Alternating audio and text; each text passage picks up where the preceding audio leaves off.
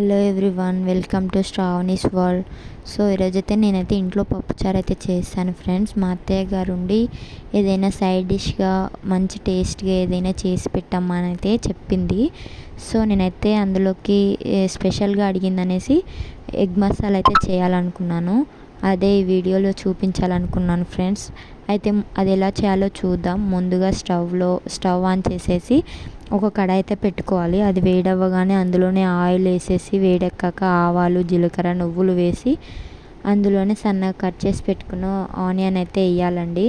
So onion అయితే ఎర్రగా అయిన తర్వాత అందులోనే కరివేపాకు, అల్లం, పసుపు వేసి పచ్చివాసన పోయేంత వరకు వేయించుకోవాలి ఫ్రెండ్స్. తర్వాత అందులోనే కారం, గరం మసాలా వేసి కలుపుకోవాలి. ఒక 5 మినిట్స్ తర్వాత కొద్దిగా కొత్తిమీర, టమాటా sauce, soya sauce, green chilli sauce అయితే వేసుకోవాలి. ఇదైతే ఆప్షనల్ అండి. నేనైతే మంచూరియా ఫ్లేవర్ కోసం అయితే ఇదైతే వేసాను. సో ఈ గ్రేవీ రెడీ అయిన తర్వాత ఎగ్స్ని ఆయిల్లో ఫ్రై అయితే చేసుకోవాలి. అందులోనే మనం ముందు రెడీ చేసి పెట్టుకున్నాం కదా, ఆ గ్రేవీని అయితే వేసుకొని కలుపుకోవాలి ఫ్రెండ్స్. అంతే అండి, ఎగ్ మసాలా గ్రేవీ అయితే రెడీ అయిపోయింది. సో ఈ వీడియో అయితే మీకు నచ్చితే లైక్ చేయండి, షేర్ చేయండి, కామెంట్ చేయండి ఫ్రెండ్స్. మన ఛానల్ అయితే సబ్స్క్రైబ్ చేసుకోండి. సో ఇదైతే చాలా టేస్టీగా అయితే ఉంది.